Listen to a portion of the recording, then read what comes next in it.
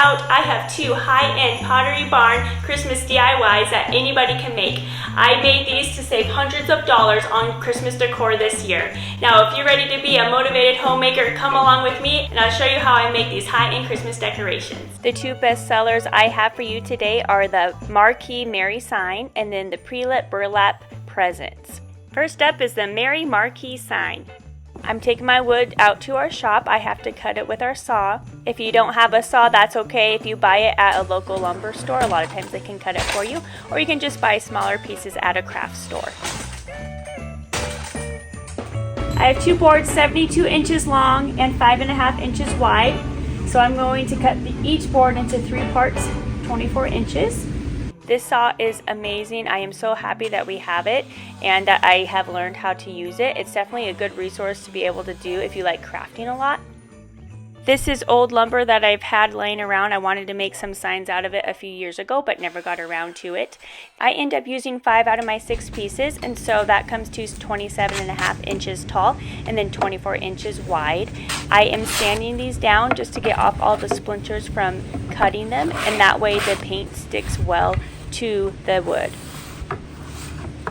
Now for the beautiful red color, I use Waverly chalk paint in crimson red. This I get from Walmart. So for half this project, I already had all the supplies. I have a lot of paint I try to keep stocked up on because I do like to craft, but I am often unmotivated to finish projects. So that is something I am working on, is to stay motivated and complete these big projects that I do.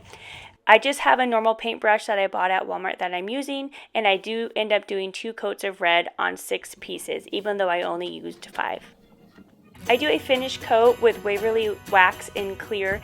It goes on like glue. It looks white, but it actually dries clear, and this just is an extra protectant coating, so to help protect the paint, and it gives it a nice glossy sheen. Next is preparing my marquee letters. I got these on Amazon. They were each $12.99 and it came with a remote that syncs them all together. It was amazing. So you can just press on and off and it will turn all of them on and off at the same time. There's a dimmer switch and then also a more bright switch, you could say, and it just goes up and down with the light bulbs. It is so amazing. I recommend these to anybody.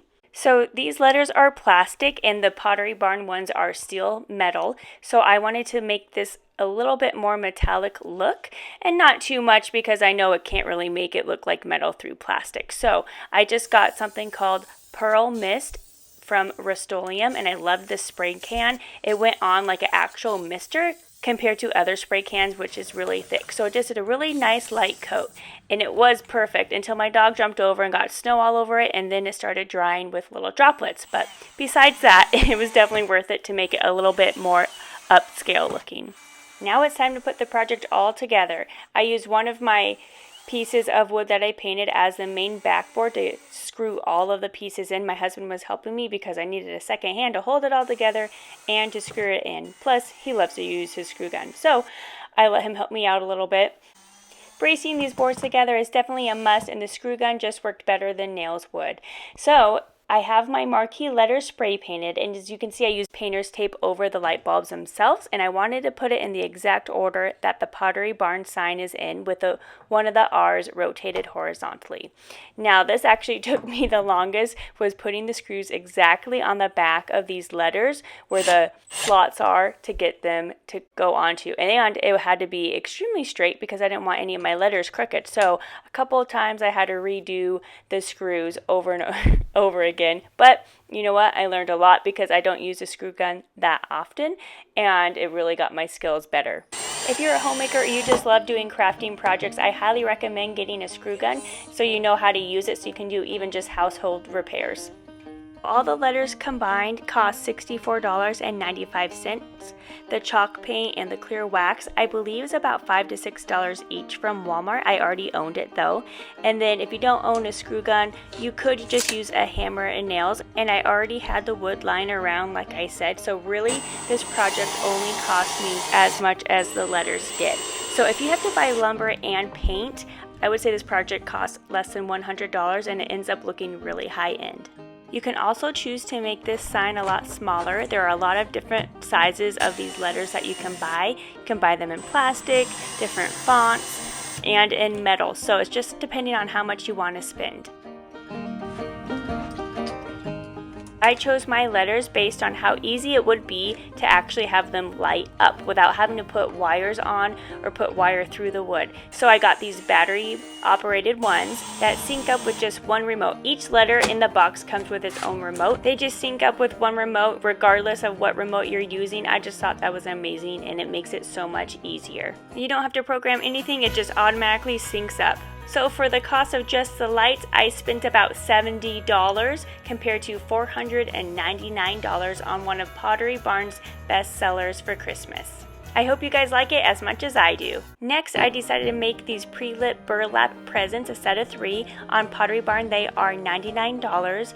I bought burlap at Joann Fabrics and this ribbon. The burlap was $4.99 a yard and I got 4 yards. The ribbon was $7.49 on sale, and I got these 3 different wired baskets at Ross for varying prices. I just wanted to make sure that they were at least 3 different sizes and mostly square or rectangle. I then purchased these lights from Walmart. I bought 3 boxes. I thought they would be enough to light the inside of the wired baskets, but I also did use some of my fairy lights that I've had throughout the years for Christmas, the little lights on wires. So you'll see that as I go along in this video. So really my game plan was to put the lights in the wired baskets and then just wrap the burlap onto the basket like a present with my hot glue gun. I really messed up on this first basket. I put the burlap on first without putting the lights inside. So then I had to fish it through just the sides with my hands, and it took me twice as long. So then I learned to put the lights on first and then put the burlap over. So these fairy lights, as you can see, they just have the battery pack at the ends, and I left those out to be able to dangle them so I can turn them on and off. I plan to put these outside on my front porch, and I think they will look really nice being outside and lit up. This time you can see I do put the fairy lights through the wire first. Oh my goodness, this was so much easier. For all you crafters out there, you know how valuable a glue gun is. I love my cordless one. Do you guys have any of those at home? I do still have my cord one, and it heats up really quickly, but this one is so easy to maneuver around. I highly recommend it. Like I said before, I got this ribbon at Joann Fabrics. I wanted it to look exactly like the Pottery Barn presents. I do end up using different ribbon on my 2 other presents because I actually just like it better. And then I just did a little makeshift quick bow to put on top, not knowing if I was going to add any more decoration to it or not. So that was a buffalo check ribbon, and then this is other ribbon that I had just in my Christmas box. What do you guys like better? I actually really like this one because it has the browns in it that match the burlap very nicely. I think these ribbons look really nice, but I wanted to add a little bit more of a Christmas touch.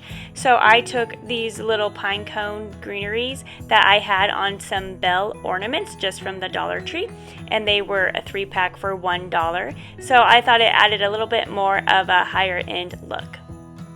The grand total that this project cost me was $52, and that was an extra $5 for getting another yard of burlap that I did not need. So for half the price, you can make these 3 wired baskets. You can probably even do it cheaper than that. I think they look very high end, and if you like wrapping presents, then this will be an easy project for you to do. I can't wait to put them on my front porch. Let me know what you think in the comment section below.